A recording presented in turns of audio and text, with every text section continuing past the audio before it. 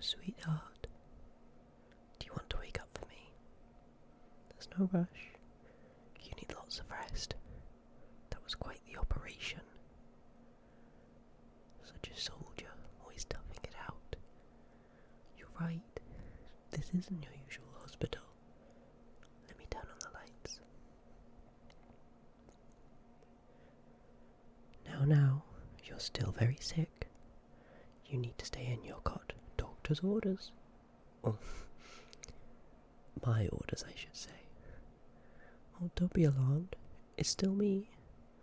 I have gone through some changes, and that green undertone my skin picked up is a bit regrettable, but I have it quite under control. Perhaps I should start from the beginning. I think it started the first time my little sister brought you over to our house, and you two had been playing outside, but your heart was getting tired, so you had to come inside and lay down. My sis was still outside with her toys. I guess she wasn't really concerned about you at that age, but you looked so sad, and I got a little soft spot for you, bringing you some soup, watching anime, talking. You were so well behaved for a little kid, and I could talk to you about what I was going through in my life, and you'd listen. I'd tell you all about my crushes, and you'd tell me about going in and out of surgery for your bad heart. I didn't think that was fair, that such a cutie with so much emotional intelligence should have a heart failure, of all things. Taking care of you, it really made me want to be a nurse. And then I heard about your surgery. That's what pushed me. If the best surgeon in the world couldn't fix your heart, then I just needed to become an even better surgeon. I started to realize there were problems with medicine, blind spots, ideas that might revolutionize what's possible, except for whatever reason everybody else was too afraid to try. But if it might cure you, then I had to, didn't I? It's not so scary. For most of human history, dissecting human bodies was forbidden, and really, when you get down to it, vivisecting a body isn't that different from surgery. I didn't hurt anybody. They had a numbing agent. I just took them apart while they were still alive. I put them back together, made them better even. It's the next evolution of surgery. I tried to explain, but nobody understood. My professors told me I was going too far, but how could anything be too far for you? They couldn't stop me, not even if they revoked my license. Although, that did make things a little harder. Digging up bodies, approaching desperate people. I had to do some very adventurous things for you to hone my skills. Did you know that homeless people are 30% more likely to have lung cancer than the general population? But even in a big city, there's only so many people desperate enough to lay on my table. When my clinic is empty, I practice on myself too. After all, I'm not going to do an operation on a stranger if I don't have a reason to believe it's likely to work. And that goes double for you, cutie. Self-surgery was a challenge at first, but now I rather enjoy it. There's so many things you can do with enough blood and spare parts. Things most people are afraid of.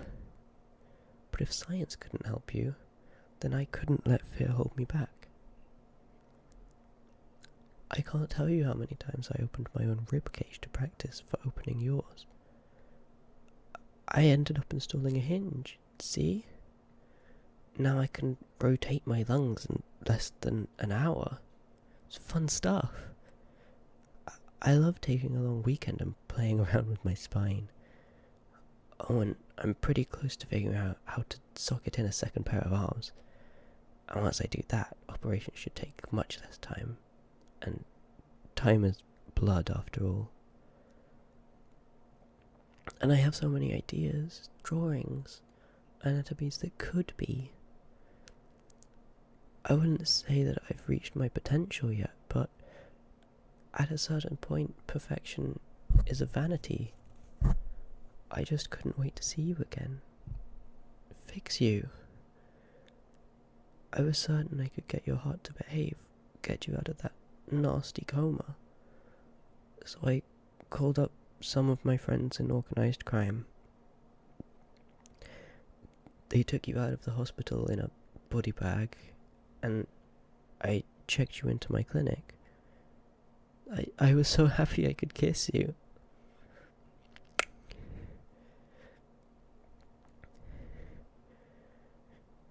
It made me so sad to keep you in a coma. Every time I tried to fix you, your heart just wouldn't cooperate with my vision. It would have been a lot easier if you had had some of the modifications I'd already adopted, but you have such a long history of rejecting organs, it was hard to know where to start. But that's all behind us now. You're awake, and now you have a heart that you can never, ever, ever reject. It's my heart. I'm quite proud, actually. It might be decades before any doctor repeats the double auto heart transplant, and it was the most logical way forward. My heart is so enhanced at this point. I'm expecting it will last for the next 200 or 300 years if you take care of it. You will take care of my heart, won't you?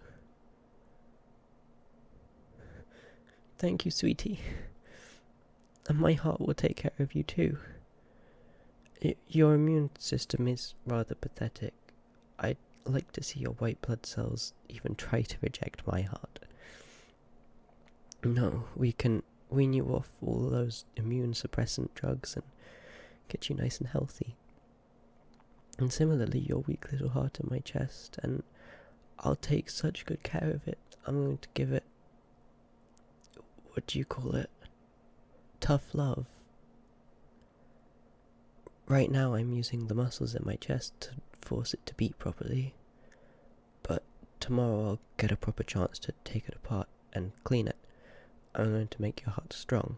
I'm going to fix it. I'm looking forward to perfecting every bit of you.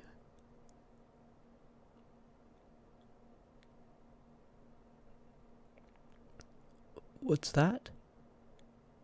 No, we're nowhere close to done. That cot's big enough for two, isn't it?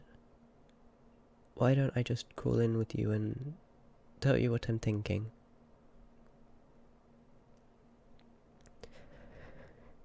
I was just thinking that there's really no point in not taking my experiments as far as I can. I've got a steady supply of patients at my street clinic, and my service is highly prized by the underworld, but a big aftermarket for human organs.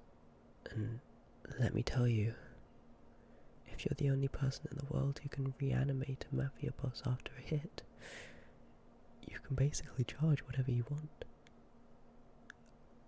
I set all this up for you. Now, it would just be a shame if you had to go back out into that cruel world when I can take care of you instead.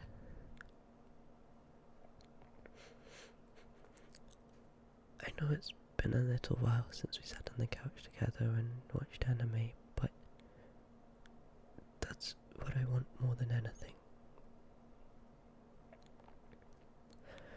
I want to be with you,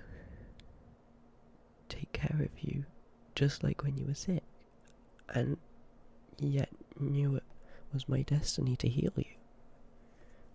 That's the paradox. That I need you sick, and I need to heal you. But it does have a solution. One that will have you constantly needing bed rest, so I can dote over you. I'm going to put you under the knife. Every single day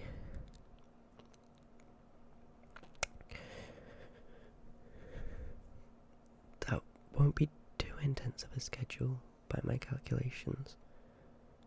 We'll get up real early in the morning for your operation, and I'll take apart your hands, or your eyes, or whatever I feel like working on, and I'll tinker around and make you all better, and then you can take your nap while I deal with my other patients, and around dinner time we'll make you a nice liquid diet to keep your strength up. Although I could just cut up your guts and put food in you directly, I really like the idea of spoon feeding you again.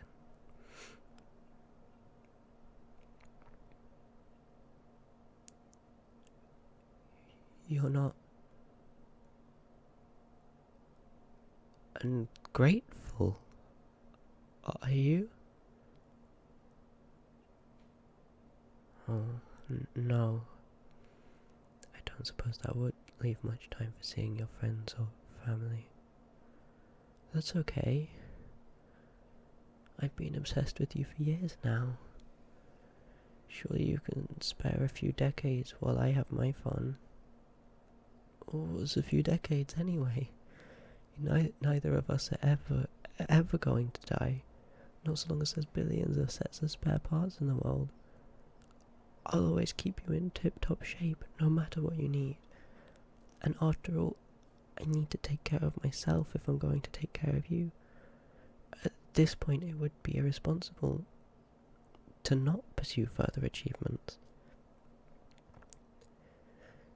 A second pair of hands is just a start.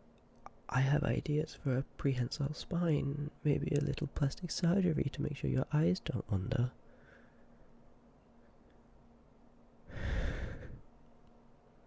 We'll harvest just what we need to live comfortably. Kidneys to keep us feeling young, livers so that we can have lots of chemical fun together, bones and muscle and fat. To me, they're all seeming like so much raw material.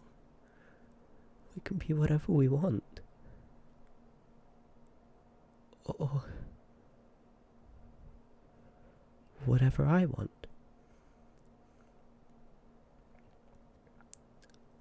I can make you taller. Or shorter.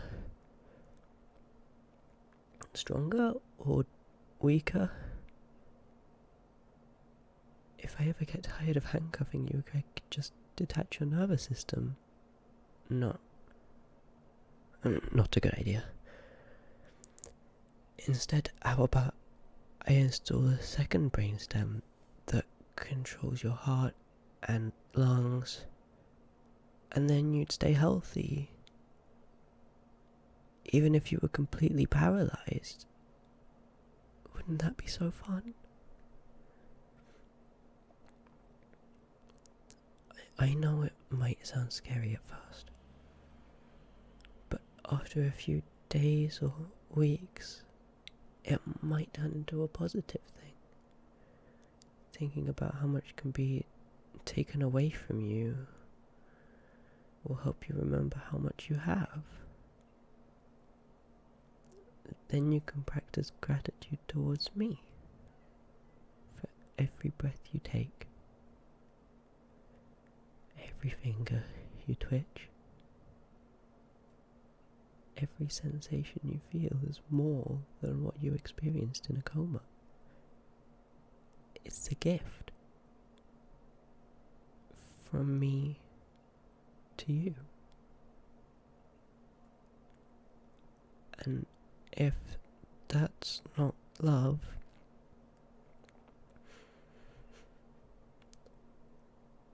I don't know what is.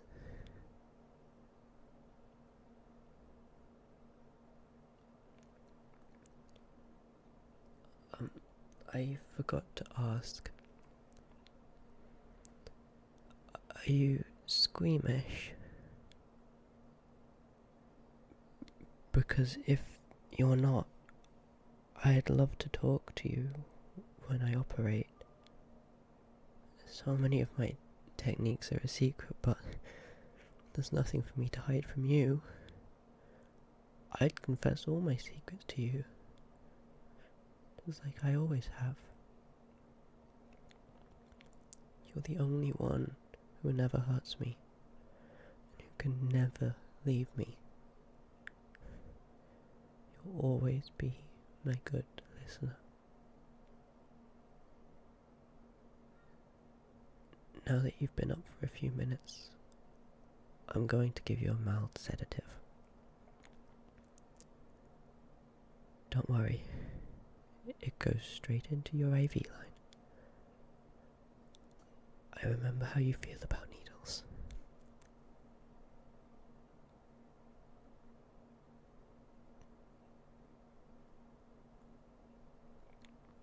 Oh, I'm not going anywhere. I'm going to stay here, talk to you in your sleep, and I'll nod off in a little bit.